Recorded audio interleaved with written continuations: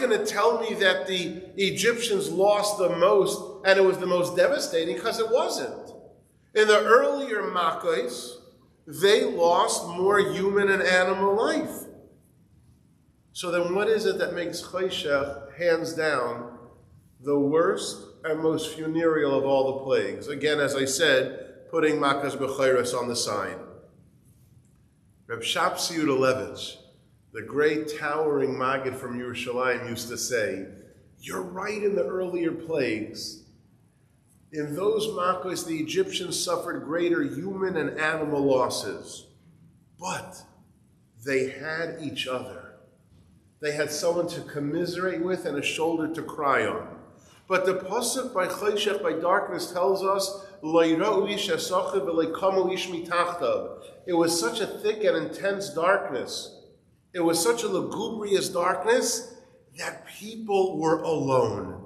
And then Reb Shapiro Levitch used to storm in his inimitable style. The most miserable feeling is when a person is made to feel alone. So you're right, in the earlier Makkos, the losses were greater. But they had each other. They had someone to wipe away a tear, a shoulder to cry on, someone to commiserate with. In Choshech, means essentially they were alone. And when a person is made to feel alone, it is the most difficult feeling in the world. People will tell Rabbanim and others all the time, I could handle many challenges and vicissitudes in life. I can't handle being made to feel alone. Now, I want to clarify that last sentence that I just said.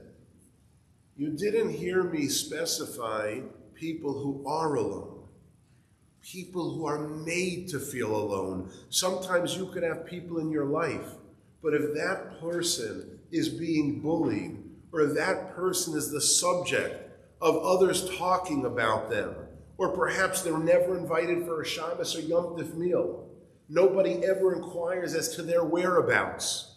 When one is made to feel alone, that's Choshech. And says Reb Shapiro Levitch, it is the most difficult and funereal feeling of all. Have you ever been made to feel alone? Have you ever thought that there was no one who cared or noticed? You didn't feel recognized, loved, validated, acknowledged? Everybody needs validation. Everybody. Everybody needs recognition and to be made to feel loved. And when a person doesn't have any of those, and the person is made to feel alone, that is Choshech. And so the title we chose for tonight, very appropriately, is approaching Chanukah 5783, how to light up your Chanukah. And I just didn't mean it as a cliche because of light and the menorah. Perhaps we could leave here tonight and say the best way to light up my Chanukah is by lighting up somebody else's Chanukah.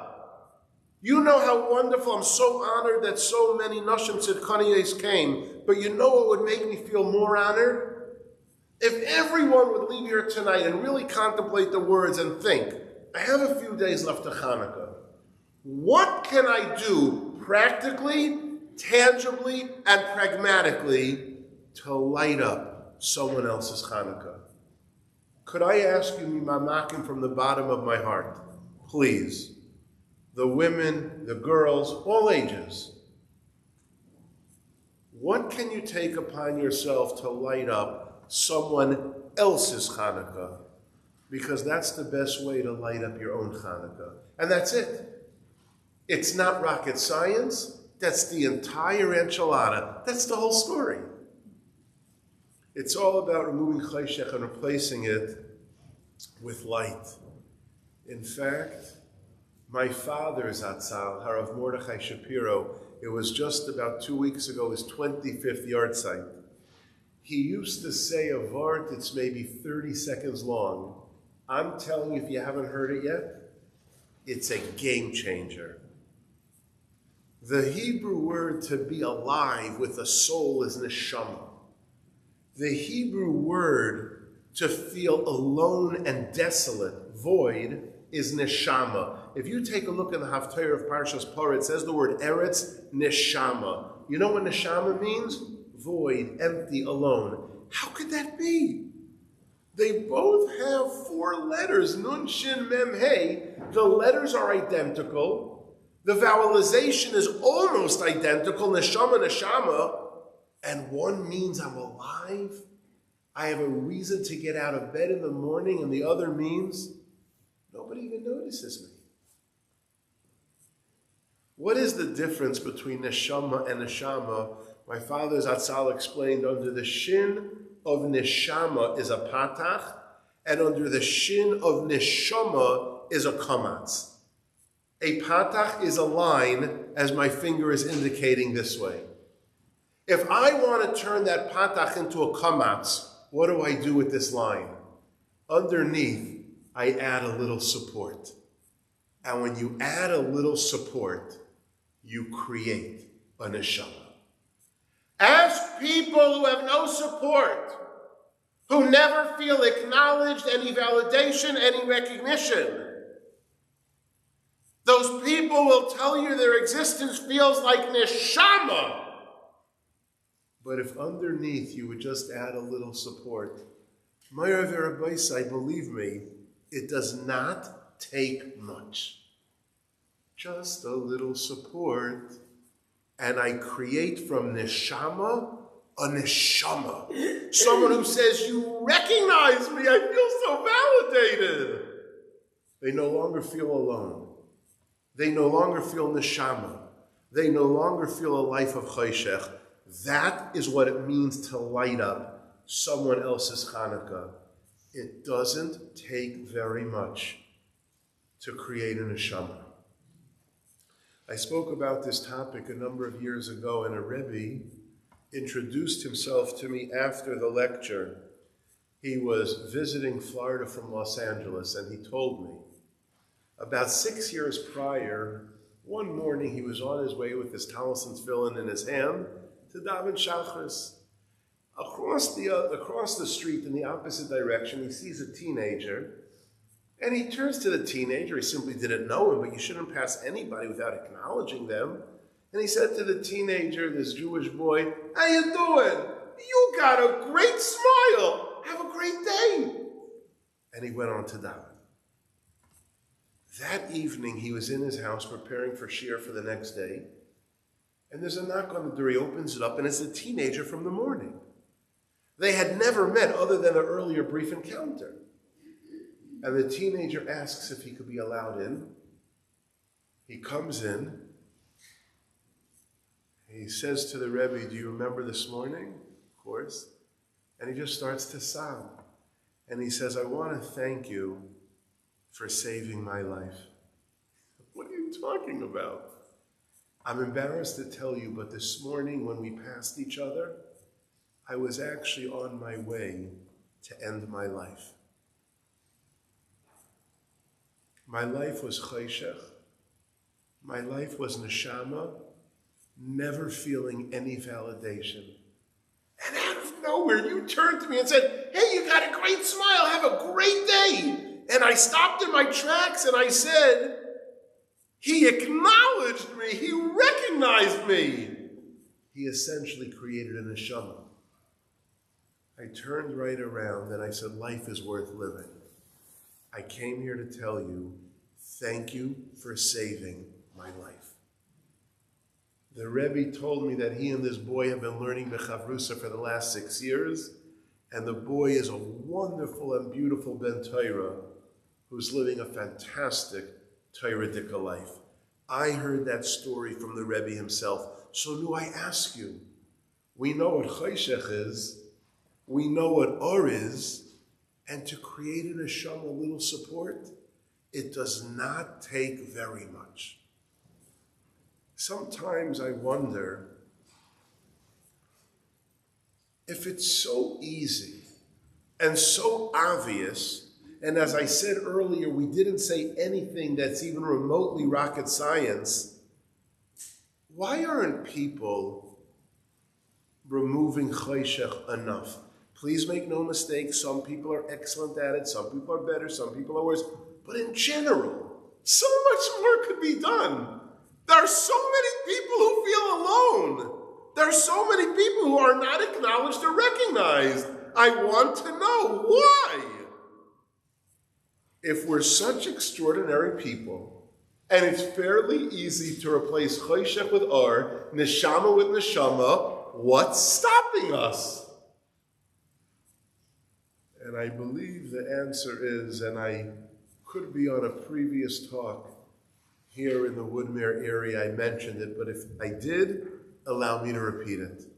I think it's worth repeating because I think this story explains why we're not doing as well as we could, should, and have to be.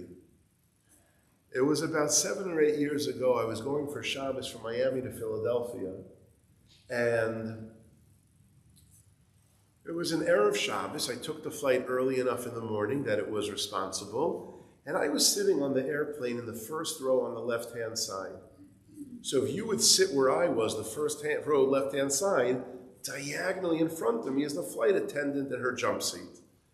Half an hour before landing in Philadelphia, the captain put on the fasten seatbelt sign. I do travel from time to time, so it's announcements that I could do by heart. She took the microphone in front of me and started to say, as you could see, the captain put on the fasten seatbelt sign indicating our initial descent. So please make sure that your seatbelts are tight and flat across your lap, and make sure that your luggage is stowed away. Make sure that your tray table is in the upright position, your seat is up, as things may have shifted in flight. As we begin our initial descent into, and then after a few awkward seconds of silence, she puts the microphone behind her back, she leans forward to me and says, "Psst, where are we headed again?" And I said, "Philadelphia." And she finished the announcement and then went off the mic. Then she came over to me and she said, "Thank you so much for bailing me out. I do these trips so often, coming, going, I don't remember where I'm headed." And I laughed along with her.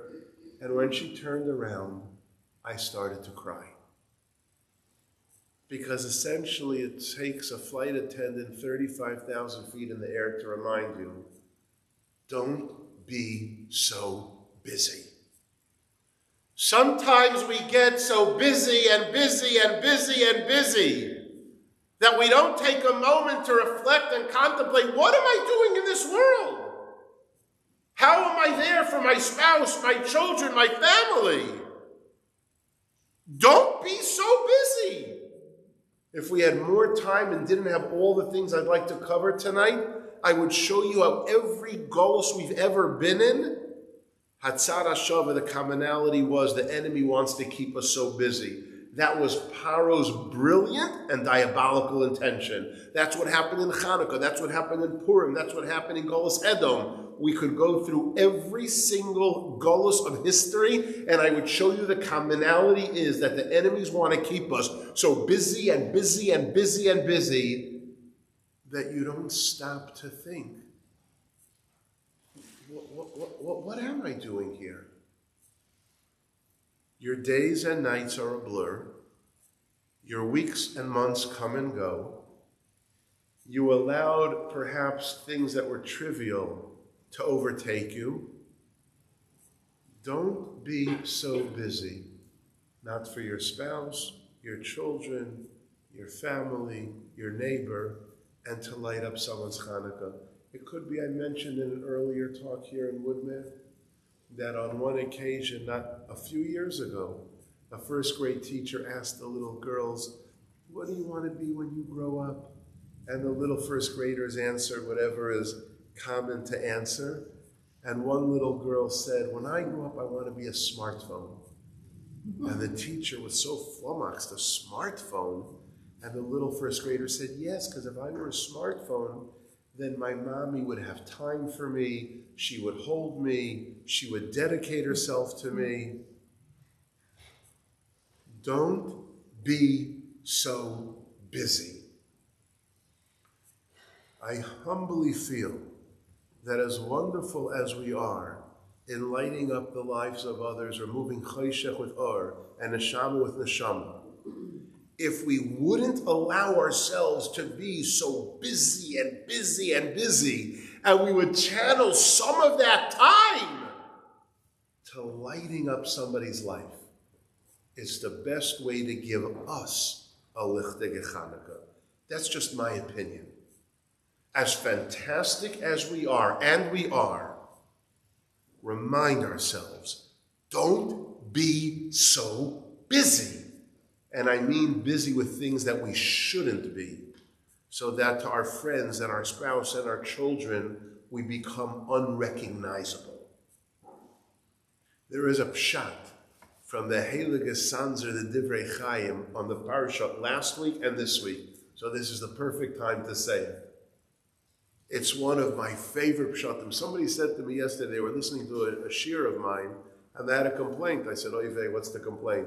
He says, you begin every Dvar Torah by saying it's your favorite Dvar Torah. He says, unless maybe it is.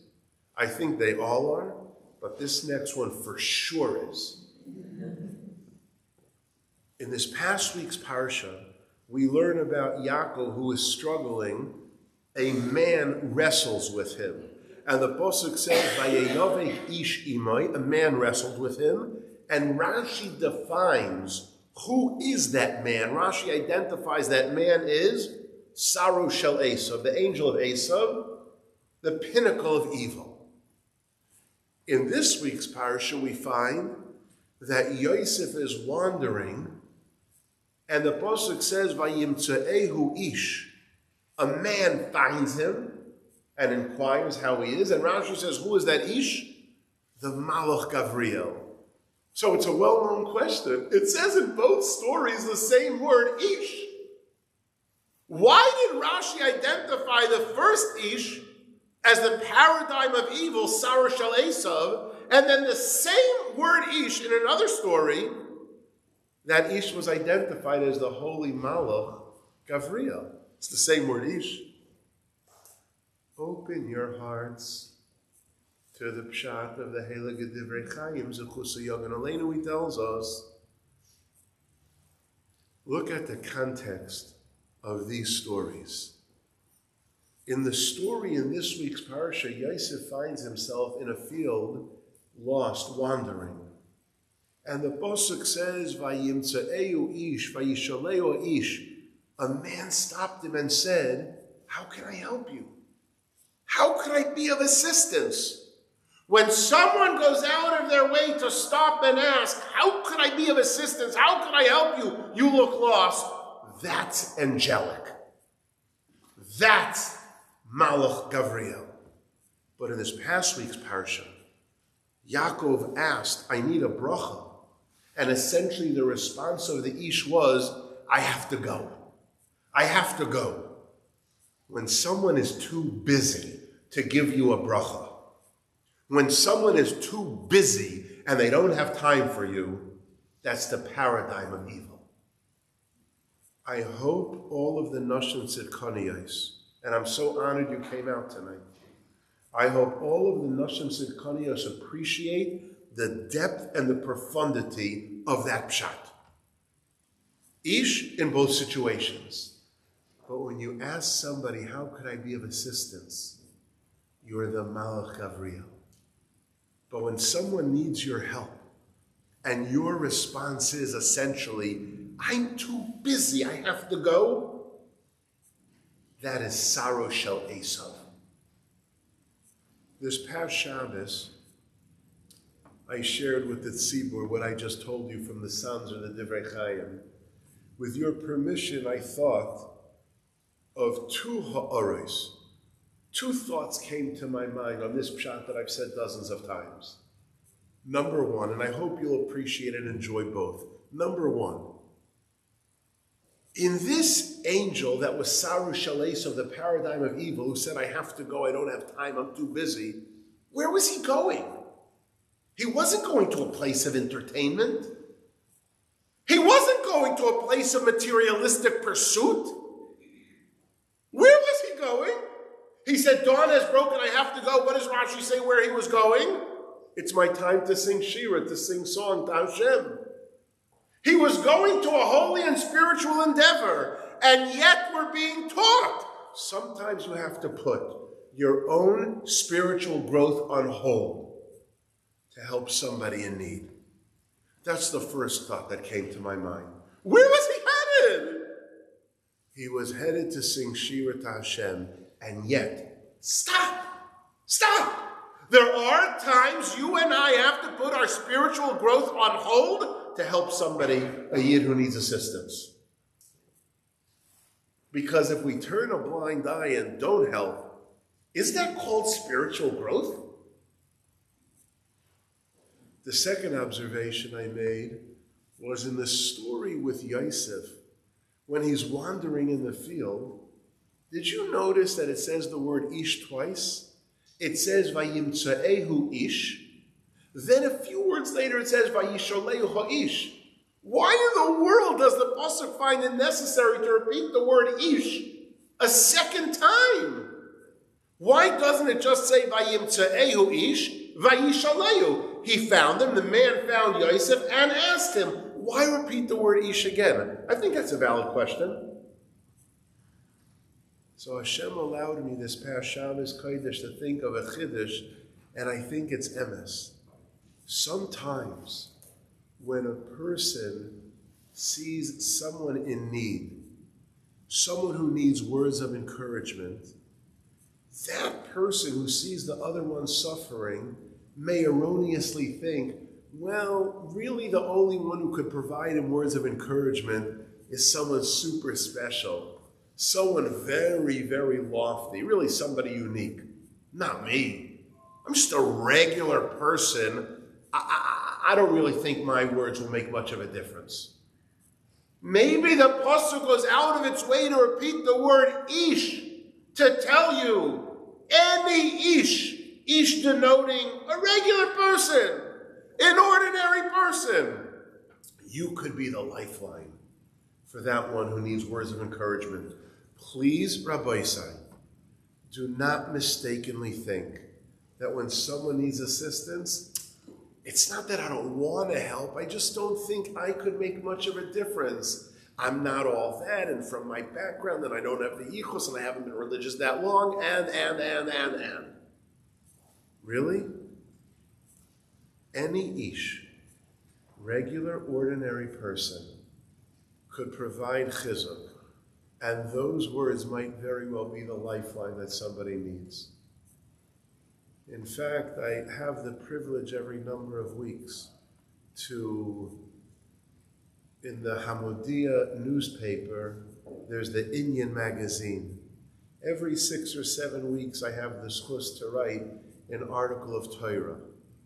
In the Chanukah issue coming out in middle of Chanukah, if you open up the Inyan magazine of the Hamodia newspaper and you read this, I heard this before. Where did I hear that? You heard it tonight. I wrote it in the article yesterday and it went to print. So you got a preview. I don't usually do that, but I feel it's a very integral and critical topic. And I think the ha'ara, the thought we just said, is emes. The word ish is repeated to tell you any regular, ordinary person, you may very well be the lifeline who makes a difference. Don't mistakenly think, I can't do it. Anybody can. Just a few days ago, I had the privilege of hearing an extraordinary Maisa. And this Maisa that I'm sharing with you is actually in the article as well. So if you read it then and you heard it tonight, I hope you feel that 2 was better than 1. It's a great Maisa. About a month ago, a younger man in Eretz Yisrael, we'll call him Reb Moshe. He was speaking to a friend of his in America, and the friend and he, this younger man, Reb Moshe, were talking about multiple topics. And in the course of the conversation, Mesiach Lefi Tuma, which means it just came up, the friend from America mentioned that he has a cousin where the family lives in Eretz Yisrael, and that the boy is learning in the yeshiva, and he's struggling, he's having a difficult time. And then they spoke about many other things, and the conversation ended. This was about a month ago on Thursday night. Friday morning, this young man learning in Koil in Eretz Yisrael, Reb Moshe, on his way to yeshiva, he made a detour. He found out where the boy was learning, and he went to be mechazik the boy. When he got there, he was told the boy went home the previous evening, Thursday night, and the roommate was a bit vague. He doesn't know if his roommate's coming back. Reb Moshe, the young man learning in Koil, went to morning seder. Morning seder ended. It's a short Erev Shabbos. It was just a month ago. And he decided, I'm not giving up. I'm going back a second time to find the boy and give him words of encouragement. Except this time he stopped off in a store and he bought a beautiful care package. Rugelach, nash, and treats. He put it together and went to present it to the boy. The boy was still not there. Reb Moshe was not getting answers as to where the Bachar was, so he tracked down the Rosh Hashiva. And the Rosh Hashiva told him, it's true, he went home yesterday. I'm hopeful he'll come back for Shabbos.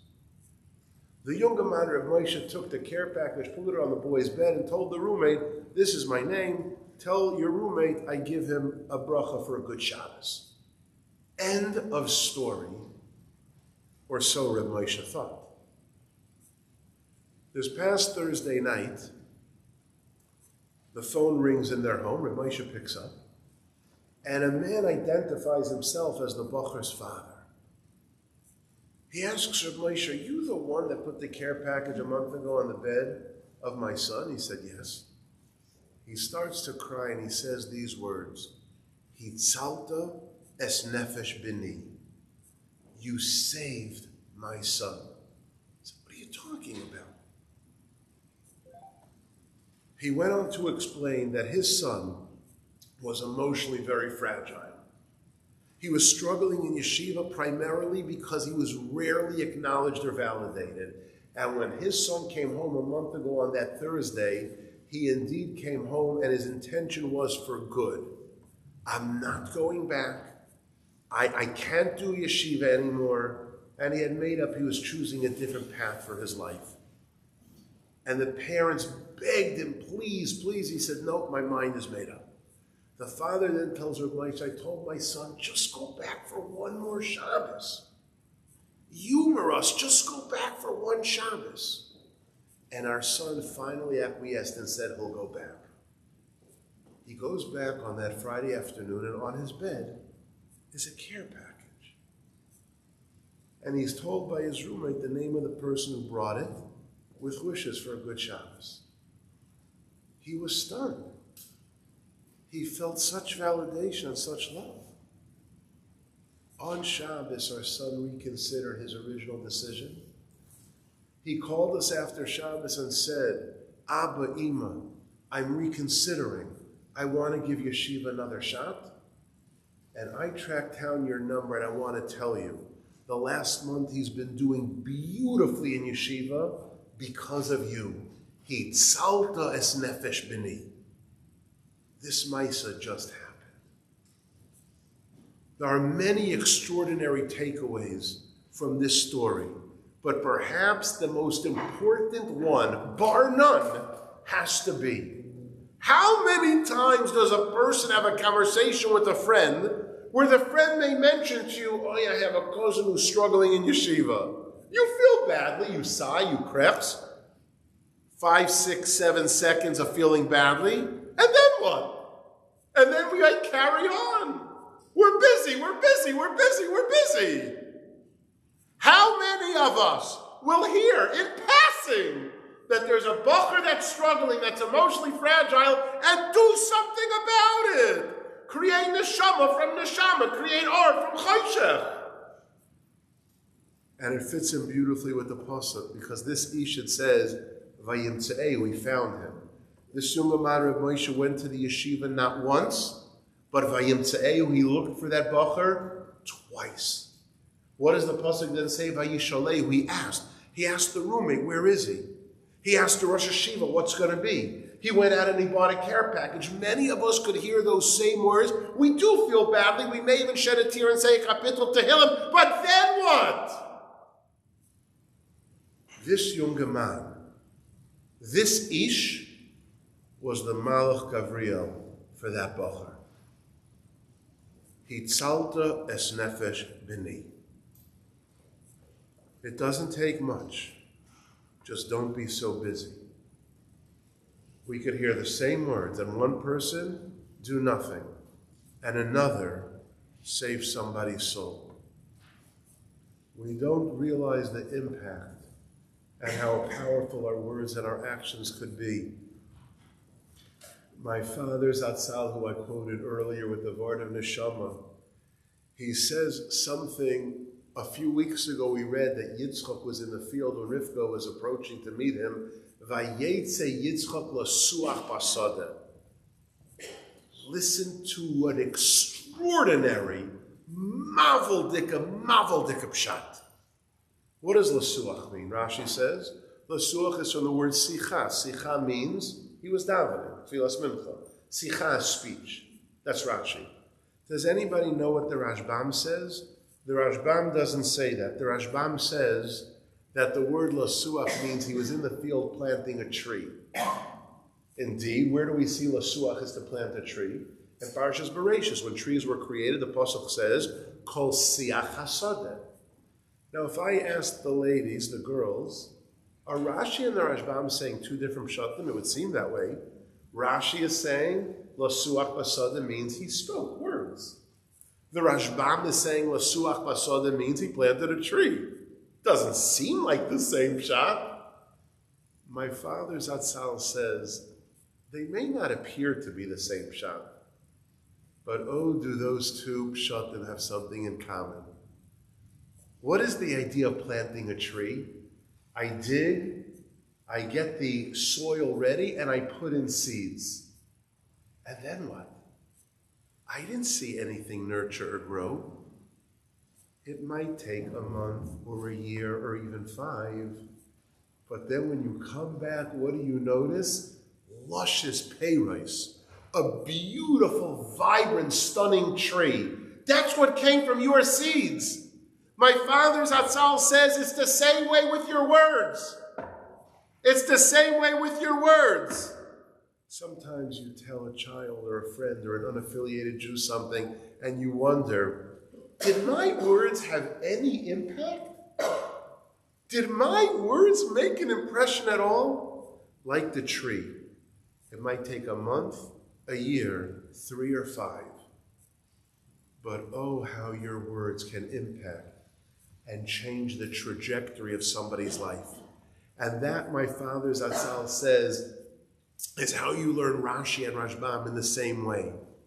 The same way when it comes to planting a tree, the seeds are in the ground and you have to sometimes wait for the seeds to germinate before you see the beauty and the luscious fruit. Sometimes it's the same way with words. It might take years or maybe even decades. Don't minimize the power of your words. Don't minimize the effect that you could have on a person decades later. I had the chance to write this Dvar Torah that I just told you. I'll make a bracha. Everyone can answer. Amen.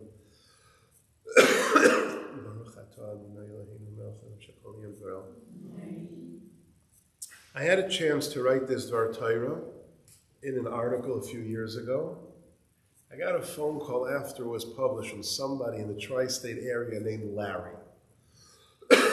Larry said, let me tell you a Maisa that will explain your pshat beautifully. Your words are like trees, and you never know. About 40 years ago, the Telzer Rosh Hashiva, Rav Gifter, Zecher Tzadik V'Kodesh Livrocha, was spending Shabbos in Monsey at the home of my aunt and uncle, Reb Naftali Silverberg, and his family. When Rav Gifter woke up Shabbos morning, he wasn't feeling well. So they decided they were going to make a minyan for the Telzer Rosh Hashiva on the block. He shouldn't have to go far if he's not feeling well. They didn't have a balkaira.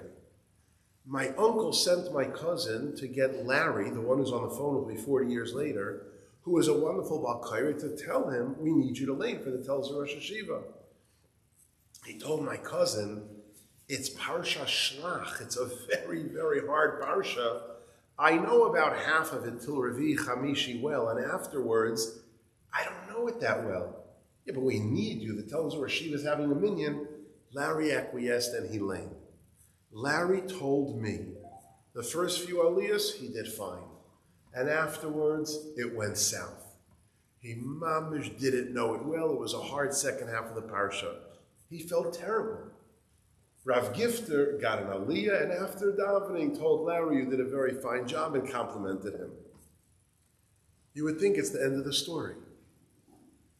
5 years later, meaning 35 years ago, Larry was at a chasana. And out of the corner of his eyes, he sees Rav Gifter. Rabbi say in 5 years are about, 1,800 days? In those 5 years, the tells of Rosh Hashiva saw countless thousands upon thousands of people and Bokrim and people who needed his guidance.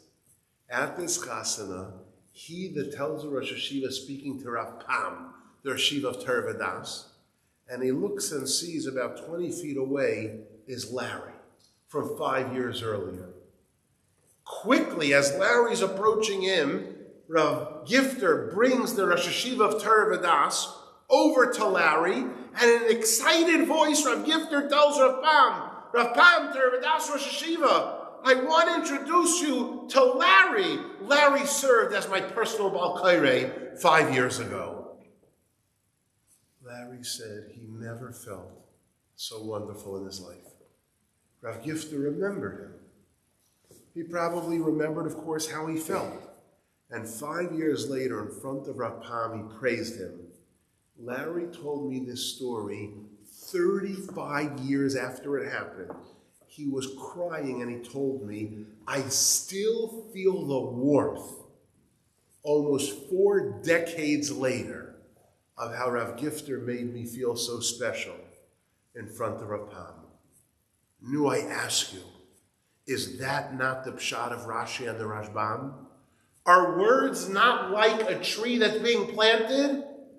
35 years later, Larry still felt so warmed and wonderful from those upbeat, encouraging comments that Rav Gifter told Rav Pam. So words are like a tree. We have to take the initiative as we approach Chanukah, and we gave it a very specific title, Light Up Your Chanukah. Let's end the way we began. The best way to light up your Chanukah is to light up someone else's Chanukah. You plant those words like a tree. You create an neshama. You remove the chayshech. The best way for us to be zeicha to a lichtige Chanukah is to light up somebody else's Chanukah. Remember, Rabbi Say, any ish can do it. Because to that person who's down and out and needs assistance and who feels so very alone, as we said when we started, you're validating and recognizing and acknowledging them. You, the ish, you become their Malach Gavriel. I want to conclude with one Dvar Torah and one Maisa. The Dvar Torah is really a bracha to every one of us. Moshe Rabbeinu beseeched Hashem to be allowed into Eretz Yisrael. In the beginning of Eschan, we know he davened 515 tefillos. Why he wasn't allowed? Most say because of hitting the rock. But I don't want to focus now on why he wasn't allowed. I want to focus on something else. Take a look at the first Balaturim, the first one of Parshas V'eschana. When Moshe Rabbeinu was davening and wanted to be let in, the Balaturim says Moshe Rabbeinu said these words, Chizakti es Yisrael, ulai yirachem alai. I gave chizak to a fellow Yid, in that merit have rachamim on me. The Jibodai and Rav Katz of Montreal explains the Balaturim in such an exquisite way. We're not focusing on why he wasn't allowed in. Let's focus on when he was being asked to be allowed in. If I would ask you when I finish this sentence, Answer my question, and you have 10 seconds to do it. If you had to answer on behalf of Moshe Rabbeinu, in which one merit, one, should you be allowed into Eretz Yisrael on behalf of Moshe Rabbeinu, what would you say? Like, come Navi b'Yisrael k'Moshe. There was never a Navi in Klal Yisrael like Moshe. There was never a leader like Moshe Rabbeinu. Moshe Rabbeinu, by the sneh, by the burning bush, spoke to the Rebbeinu Shalom and Peh el Peh. We know that Moshe Rabbeinu went to Har Sinai 40 days and 40 nights. He was mekabel the Torah. Not only that, Moshe Rabbeinu was the noisein ha-Torah. I imagine your answer would sound like any one of the 8 things I just said. When Moshe Rabbeinu had one chance, only one, to be allowed into Eretz Yisrael, he did not say any of the 6 to 8 things I mentioned. He said, Rebbeinu Shalom, chizakti es Yisrael. I gave chizuk to another Jew. Ula yirachim alai. In that merit, please let me in. Meir v'Rabbi say, at the end of the day, when you have one ticket, one, it's chizakti es Yisrael. Did you give the much needed chizuk to somebody who felt so very much chayshach? It's all about giving chizuk. Ula yirachim alai. And I'd like to end with the following Maisa. A number of years ago, there was a younger man in the tri-state area that was mamish in a league by himself. By that I mean, in every area possible, he was something extraordinary. Yedias, Kishreinis, Hasbada, Haravanya, Amelos, Midas, Avoid, and everything. In his learning, in his knowledge, in his diligence, in what he knew, in everything, he was in a league by himself. He went to take a Fehera Bechina by Rabbi Yochanan Vosner. Rabbi Yochanan Vosner tested him, and he was absolutely incredulous. He was nishtoimim. He had never seen such an extraordinary younger man. He asked the younger man, I'd like to meet your father. The father came, and there was a closed meeting between the father and Rabbi Yochanan Vosner. Rabbi Yochanan Vosner asked the father, was your son always like this? And he said, no, he was a good boy, but not like this. He said, so what happened? What changed? The father told Rabbi Yochanan Vosner, one day, when my son was a bacher in yeshiva, is when it all changed. It was a Monday or a Thursday, a regular day where there was Kriyas HaTorah. There's 3 Aliyahs, Hagba, Galila, then we finish. After the 3rd Aliyah Shlishi, my son got called up for Hagba. And he went and did a reverse Hagba.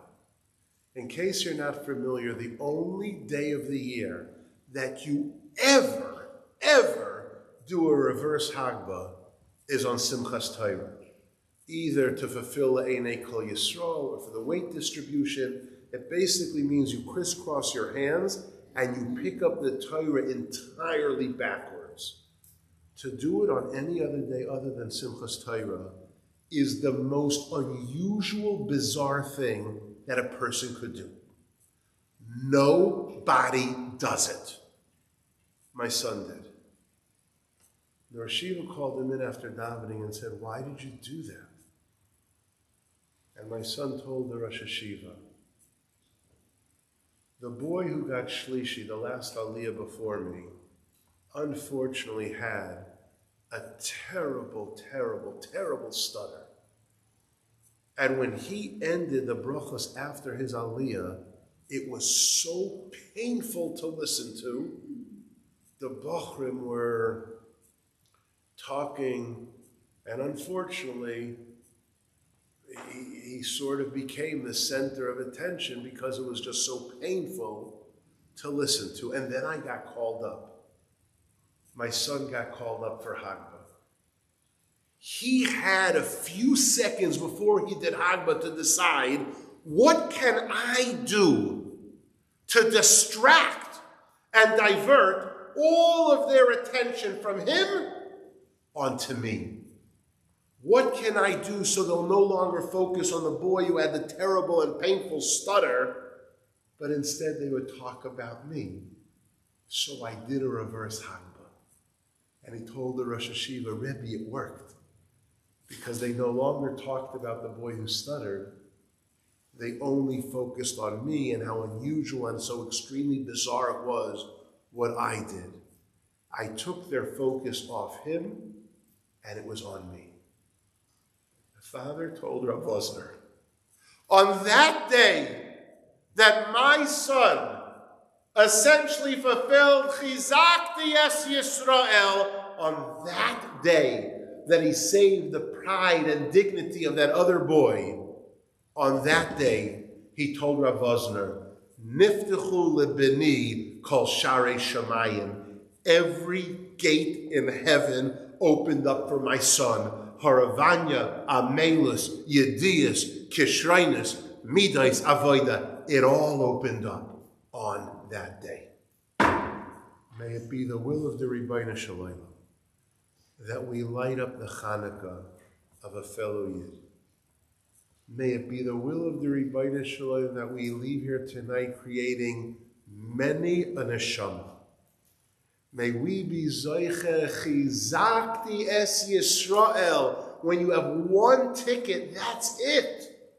Ula Yirachim Alai. And in the merit that we light up someone else's Chanukah, may we be Zoiche that Choshech, darkness, be a thing of the past. May we be Zoiche to a gebench the lichtige Chanukah, and may we merit seeing the lighting of the menorah in the third and everlasting Beis HaMikdash, b'mheira b'yameinu. Amen. Amen.